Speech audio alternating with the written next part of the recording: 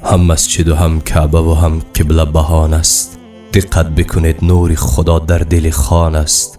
در مسجد و در کعبه به دنبال چه هستی؟ اول تو ببین قلب کسی را نشکستی؟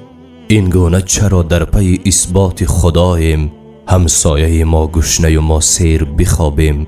در حلقت ما راز و معمای خدا چیست؟ انسان خودش آینه یک کعبه مگر نیست؟ برخیز و کمی کعبه آمال خودت باش، چنگی به نقابت بزن و مال خودت باش. تصویر خدا پشت همین کهنه نقاب است. تصویر خدا واضح و چشمان تو خواب است. شاید که بت در وسط ذهن من و توست، باید بت خود با نم باران خدا شوست. گویی که خدا در بدن و در تنمان هست، نزدیک تر از خون و رگ گردنمان هست.